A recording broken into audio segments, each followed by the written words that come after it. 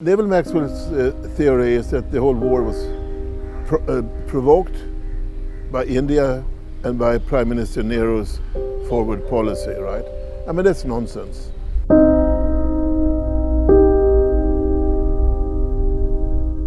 And therefore I decided to write another book, and this time about what happened before, during, and after the 1962 war. Because I think it's been misrepresented in history, especially by Maxwell in his India-China war. Every now and then I sort of touched on the whole border issue, the flight of the Dalai Lama in 1959, and the 1962 war, because it was sort of part of this whole great game. I think my book is the first book that puts the border conflict into geopolitical context. And I also go into internal problems in China during what was called the Great Leap Forward. India's forward policy was not much more than strengthening a couple of outposts along the line of actual control between India and China. But China's decision to go to war against India was taken long before that. Well, if you look at the early 50s, mid-50s, China never really made a fuss about the border. They didn't even know where the border was. They had no proper maps. But then around 1959, suddenly this became a very important issue for China. They started talking about the border, about India occupying Chinese territory and that sort of thing. And there was at the meetings with the Chinese Communist Party in 1959 that both Mao Zedong and Deng Xiaoping said that we have to teach India a lesson.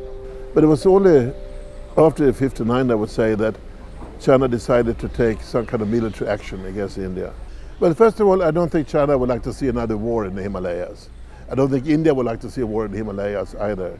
I mean, trade between India and China is too important. It's in the billions and billions of dollars, right? Nobody really wants to upset that. But if you look at the entire border, in the situation along the border, I don't think China is interested in the solution. I think the present situation suits them perfectly well. Because they have said that you keep Arunachal Pradesh if we get Aksai Chin. Of course, in China you can say that and you can get away with it, because no one would ever protest.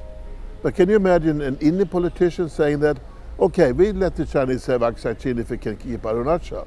And an Indian politician who suggests that would commit political suicide. The Chinese know that. Why did China decide to build a road through a disputed area in Bhutan down to the Indian border?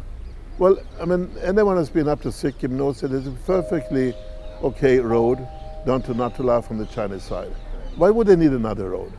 And that road also would go through an area which is disputed with Bhutan.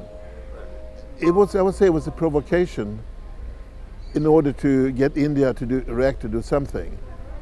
And that would embarrass the Bhutanese, who are very eager to show the world that we are an independent sovereign nation. So what the Doklam standoff from the Chinese side was meant to be was to drive a wedge between Bhutan and India. Bhutan is not Nepal. The Chinese cannot play around with Bhutan in the way they have managed to gain influence